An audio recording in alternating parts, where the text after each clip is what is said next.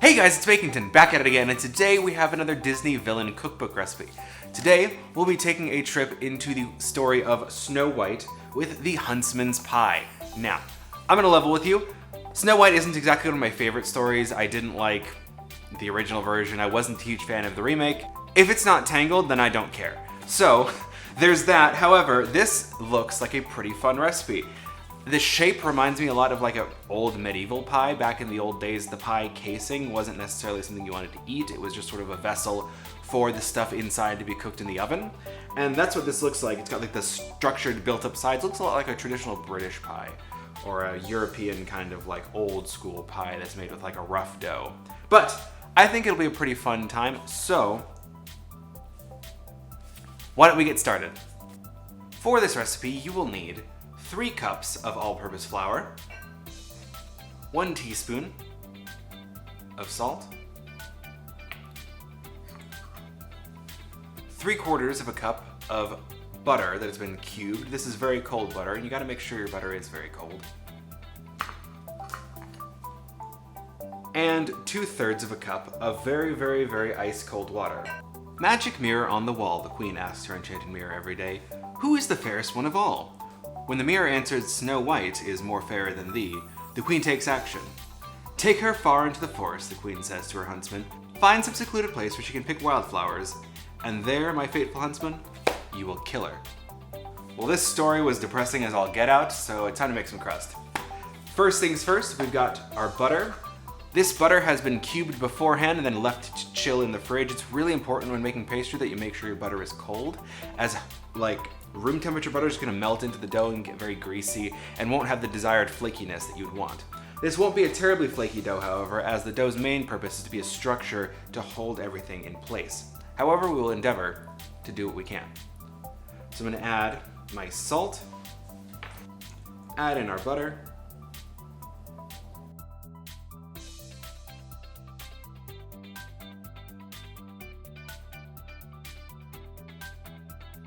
and I'm going to combine the butter with the flour and salt with a pair of forks.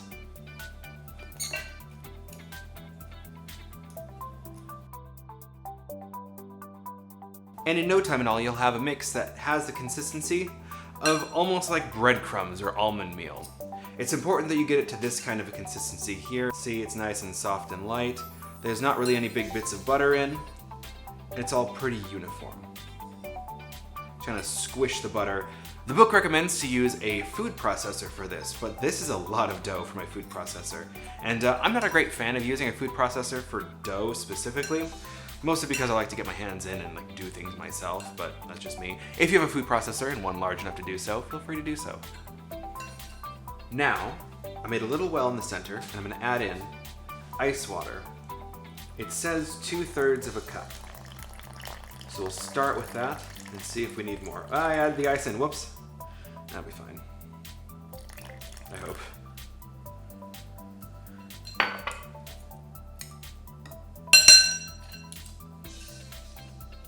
Just like with your butter, you want your water to be nice and cold to help make sure everything stays chilled.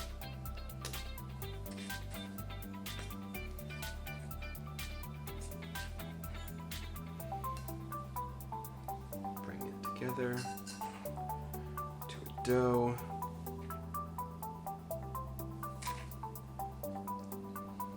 Getting there.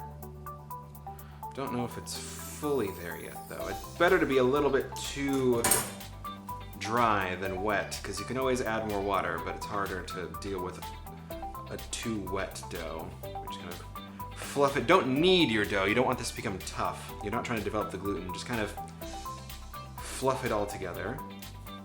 It needs a touch more water, so I'll add a little bit more in.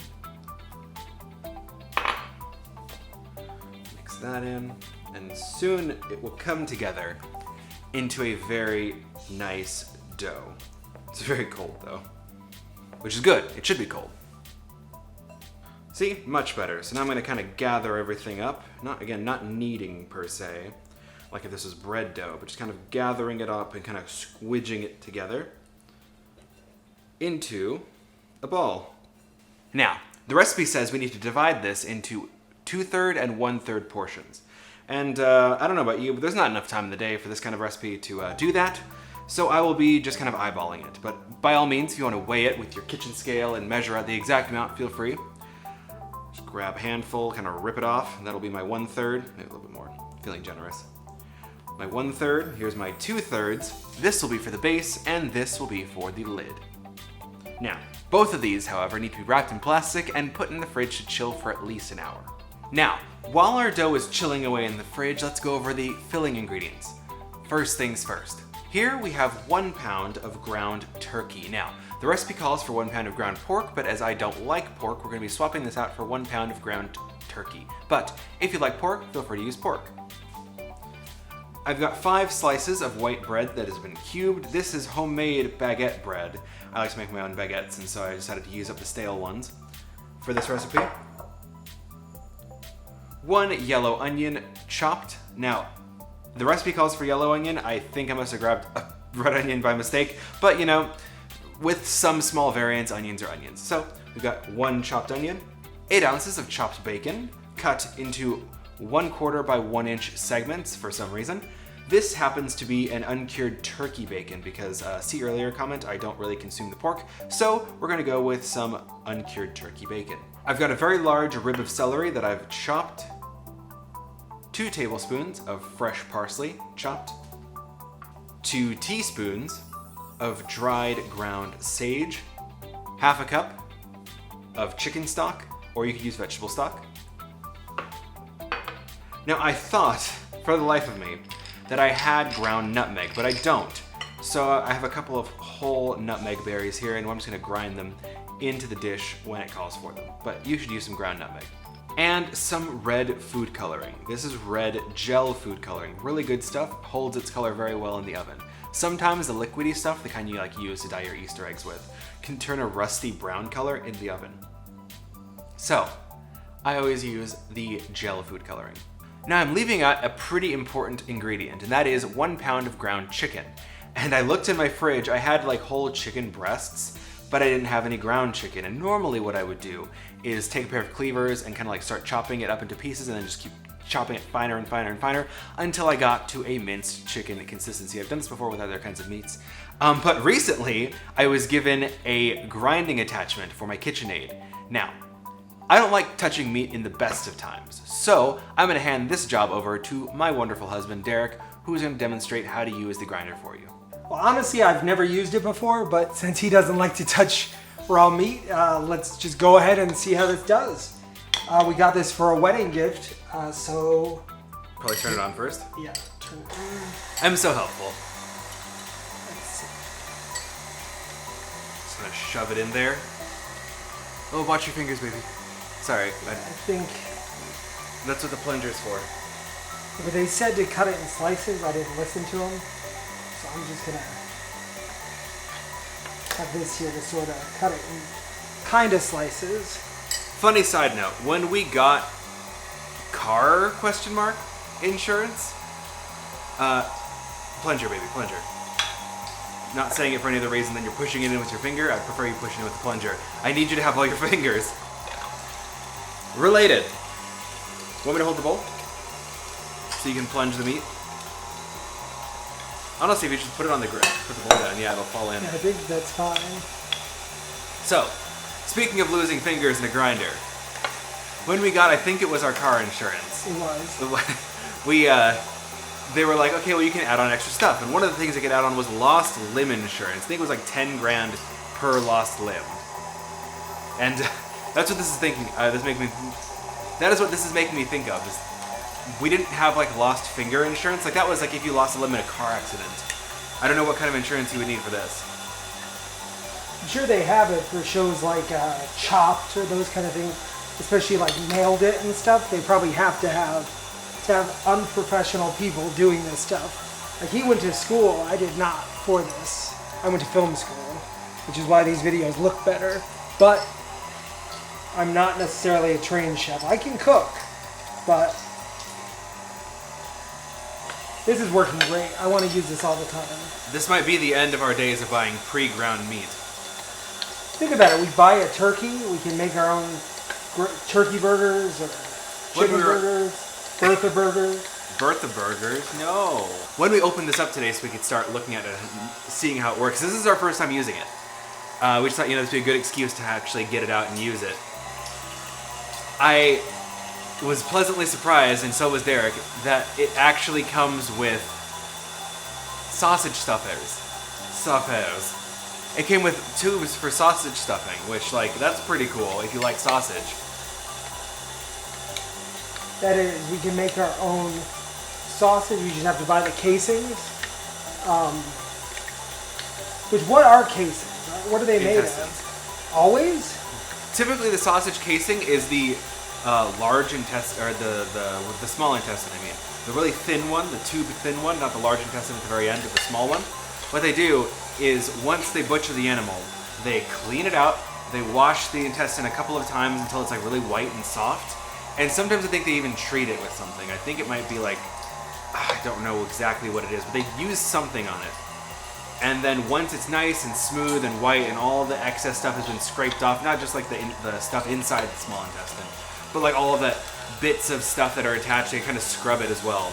Then they take it, you feed it over your casing thing, your little tube thing, and you squeeze the stuff out into the sausage casing, twist it off periodically if you want to, and that's how you have sausages.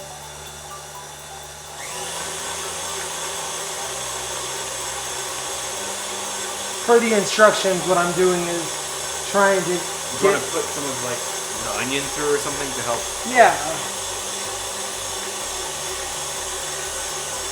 Here, I'll do it. We're just going to drop some of this onion in to help push all the meat through.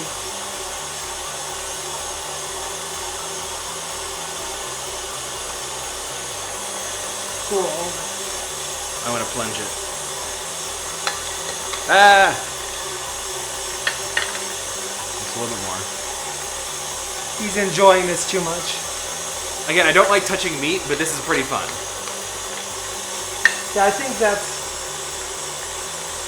pretty much... That's it. Sweet! All did. Now the meat's all done. Now back to your regularly scheduled Bakington programming. Thank you, baby. Now that we've got our chicken nice and browned, we're going to head over to the stove and start cooking. In a skillet over a medium heat, we're going to fry our bacon until it's nice and cooked. Once cooked, remove from the pan. And if you're using regular bacon, drain off as much of the fat as you can, leaving a little bit behind. In the same pan you cooked your bacon in, add in your chopped onion and your celery, and cook until everything is nice and soft. The book says around 10 minutes. All right, now that we've cooked our onions and our celery down, it's time to combine things. First things first, I'm gonna add in my bread cubes. I'm doing this in the pan because I didn't have any more big bowls, so we're gonna have to make do with what we have. Our 2 tablespoons of parsley, our 2 teaspoons of sage. Let's not forget some fresh cracked black pepper.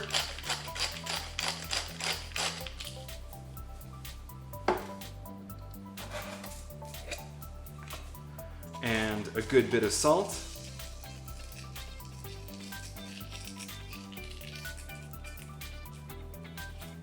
And what the heck, a little bit more.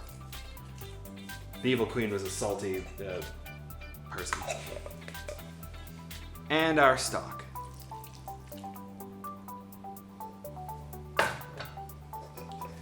Combine, mix everything together. Doesn't this just look so appetizing?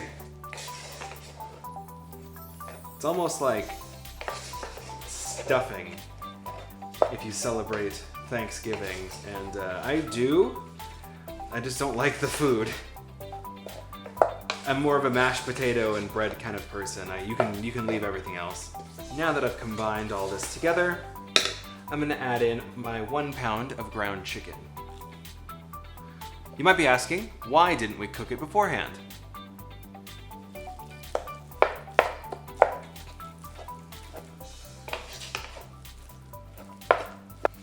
Here we have part of our filling. This is gonna be a big pie.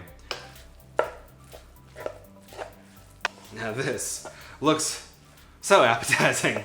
But I'm sure if it's good enough for... where did the original Snow White come from? The Snow White, right? Snow White and the Huntsman, right? Derek, where did the original Snow White come from? Is it Germany? It's Germany. If this is good enough for your average German Hausfrau of the 1800s, certainly it's good enough for Lord Bakington, right? Germany. Germany, perfect. Thank you. We have combined everything together, so I'm going to set this aside while we work on the second part of our filling. And in this wonderfully simple filling, I'm going to combine our cooked bacon, our ground turkey, in this case it would have been pork. So that just looks so appetizing. And some nutmeg. This is whole nutmeg berries because I didn't have any ground nutmeg. So, gotta make do with what we have. We get 1 ounce. This is what nutmeg looks like. It's a little seed. Got my grater here. How much nutmeg does the recipe call for? Oh, it smells so good. Half a teaspoon of dried nutmeg. So, got my grater here. Be careful, don't grate your fingers. I'm gonna grind in some nutmeg.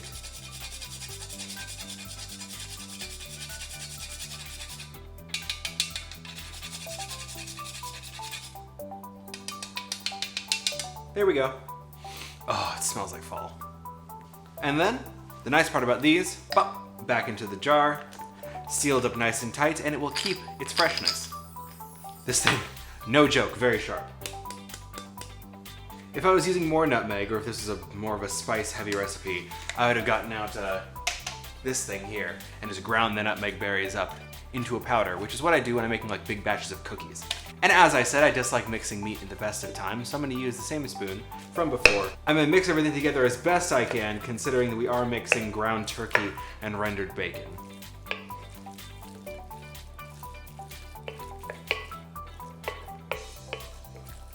I kind of feel like I should have put the turkey and bacon in this bowl and then mixed everything else in this bowl. Live and learn. This just feels like a comically large bowl for the amount of meat I'm mixing. Okay, it's actually kind of coming together into a solid-ish mass. And now it's time to roll our pastry out. I'm gonna level with you guys. We're gonna go through this next part pretty quickly because I am fading fast. I'm so tired.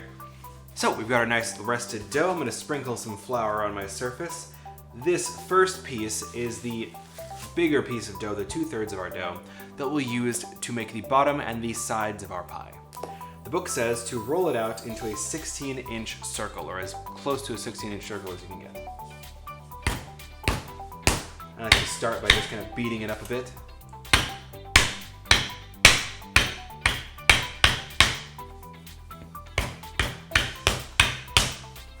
And then we're gonna roll. Now, I've always found keeping your dough moving will help it not stick. The flour certainly helps as well. I've got my dough roughly to the right size, so the book says to spray your spring-form pan. However, I don't have spray, so I'm just gonna oil my pan with a little bit of olive oil on a piece of paper towel. But the idea is the same, you just don't want this to stick. Imagine going through all that work and then it just sticks to the pan. This is why you should always grease whatever you're putting stuff into.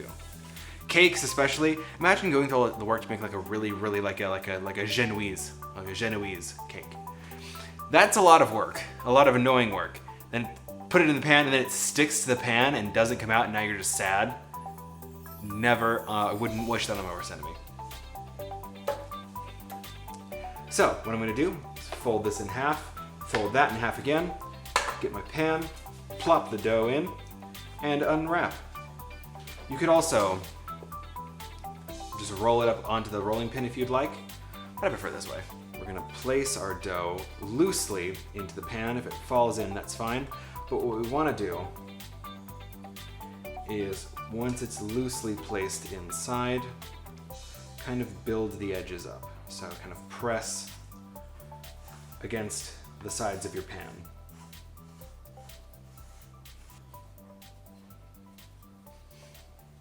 I don't know if you can hear in the background, but our dog is having a dream. She's snoring away.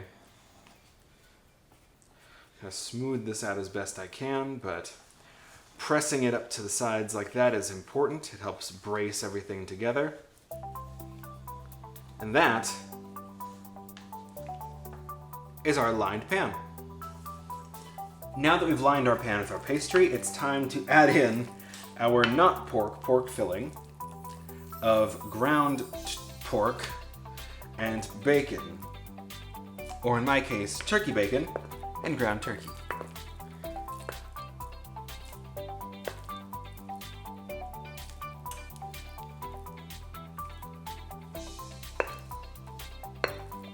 Just gonna spread this out into an even layer.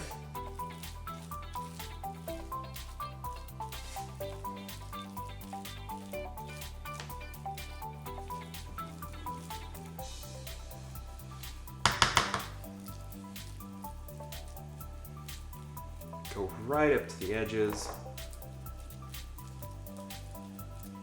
That's sticking! I hate meat. Alright, that's as close as we're gonna get. Now that we've done our first layer, time to add on the second. This is the bread, the stock, the onions, celery, spices, etc. Oh right, and the ground chicken. Again, the fact that we didn't cook any of these meats is freaking me out a little bit, but I'm sure it'll be fine.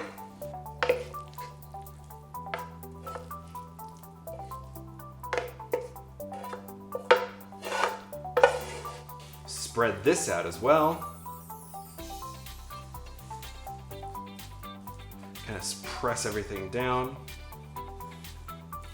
Make it nice and compact.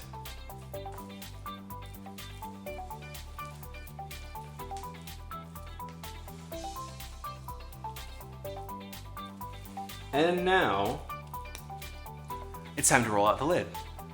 Sprinkle some more flour down. And we're gonna roll the top out to the same size as your springform pan. I've rolled it to the approximate shape, put my piece of dough under the actual springform pan, and I'm gonna use that as a guide to cut the circle out. Just gonna going around with a sharp knife, trimming off the excess.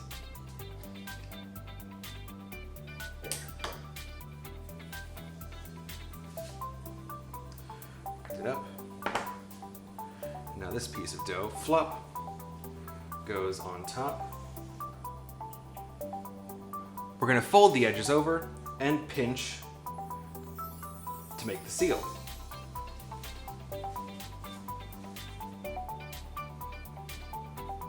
This reminds me a lot of early, I've said this already today, but this reminds me a lot of an early, like, Renaissance pie. They were made out of a thin dough, especially Italian pies were made out of a thin dough, didn't typically have fat in it. And then they would cut out the size of the dish and then a top lid, and they would kind of fold the edges over the top. Now, I'm gonna cut a few slits for ventilation. The pie doesn't explode in the oven. And now it needs the all-important heart, and that's where these scraps of pastry come in. First, I'm gonna paint the pie with a beaten egg to give it a nice shiny glaze. But this egg serves a dual purpose that you'll see in a moment.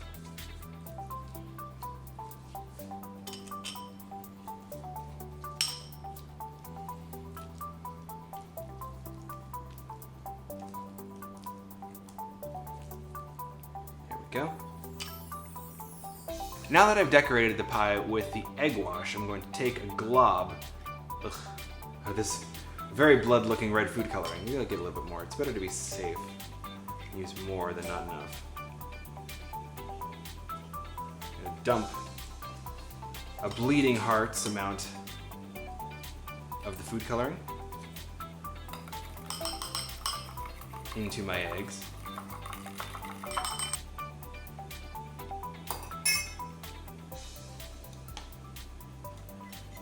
mix it all together.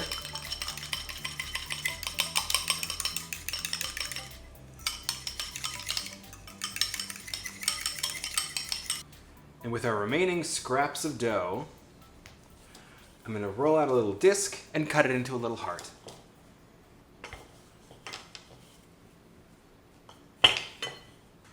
Got a little piece of dough, and I'm going to kind of just freehand. Probably should use a shorter knife. I'm going to freehand a little heart. It's one side. Now, come around this way and completely ruin it. Ah!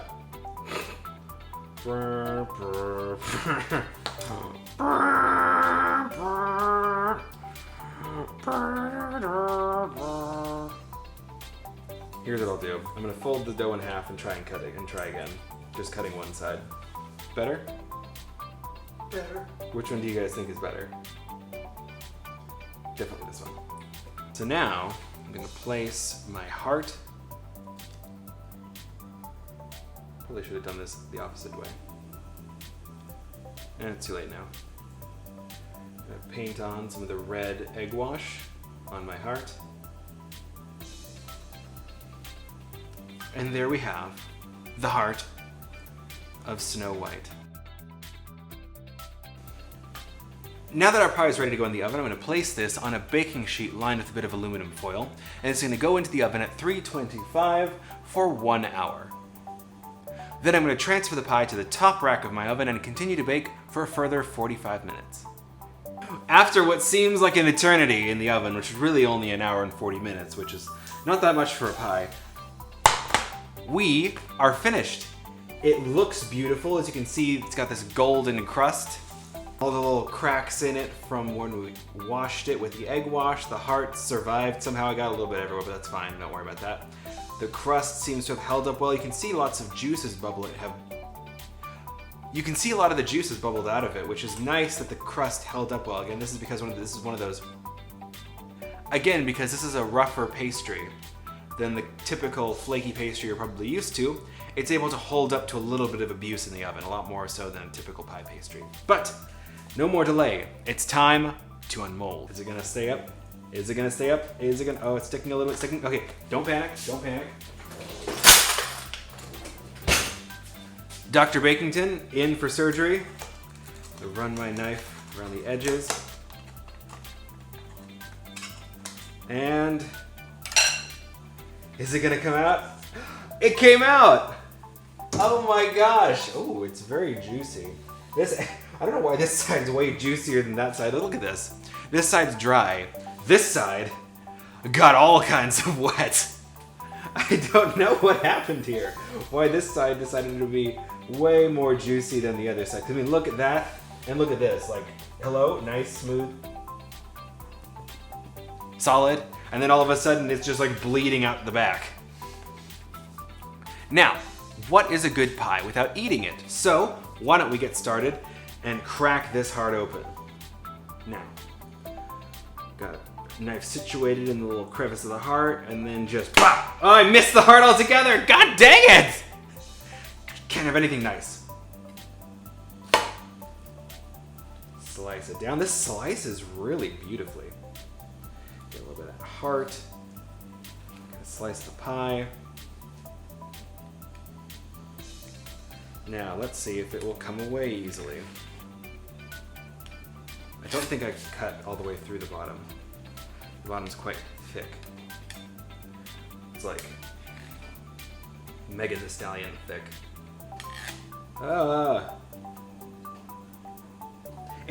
Weirdly enough, it smells like chicken pot pie. At least my chicken pot pie, which is very heavy in sage. Oh my gosh, look at that! Look at how beautiful that looks. You can see the layer with the bacon and the layer with the bread and the chicken. Oh, it looks so pretty! Ah! Sorry, I'm really excited. This looks so beautiful. I'm gonna cry. Look at this. Look at this. Oh my goodness gracious. It smells good. It looks beautiful. I cannot wait to try this.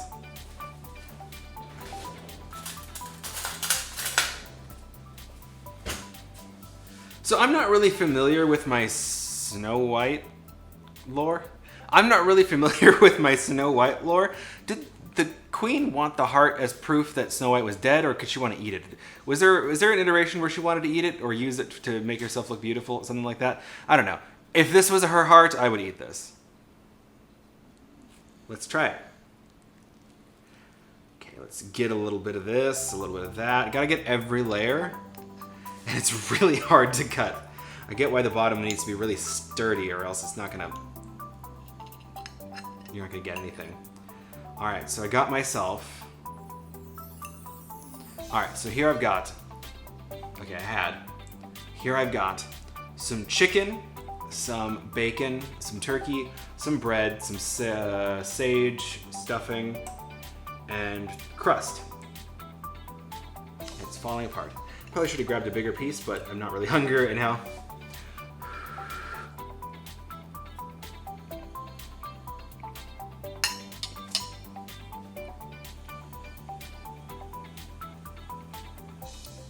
Okay, listen. This is good.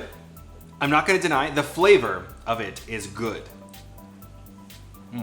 The crust, well, the crust is more really of an afterthought, but that's the point. The crust reminds me of like what you get in like a frozen pie. I remember having once in college one of those little frozen pies, little frozen chicken pot pies. That's what the crust reminds me of, that. It's a bit soggy, a bit tough. That's the point. Not a problem with the recipe. It's good and it's functional. It holds itself up very well. Your special little rough puff pastry, you try to do that with this, it's not gonna work. The flavors are good. The problem is, I hate the texture. The texture is freaking me out. There's like, the bacon's hard and the meat's really soft, and there's like bits of onion that are like crunchy. It's all the textures are freaking me out a little bit. But I want to like it because the flavors on their own are really good. It's like a better chicken pot pie. It's heartier. The bread kind of takes the place of the potato that you typically put in a chicken pot pie. At least I put potatoes in my chicken pot pie. And it looks like it would be great. It looks like it's all there, but I just hate the way it feels in my mouth. I don't want to put it in my mouth anymore. Which is really disappointing because I like the flavor. It's really tasty. It's great. Okay, just bit something crunchy.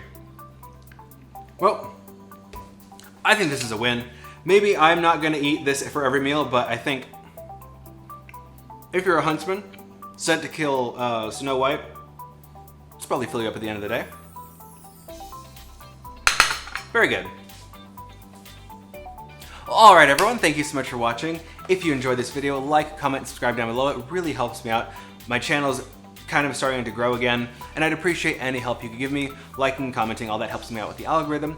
And in the meantime, if you have any other ideas from the Disney Villains Cookbook you want to see made, like the bioluminescent diversion or the croquettes, there was some like croquettes from Alice in Wonderland or something like that, let me know in the comment section. And if you have any other recipes you'd like to see done, let me know as well.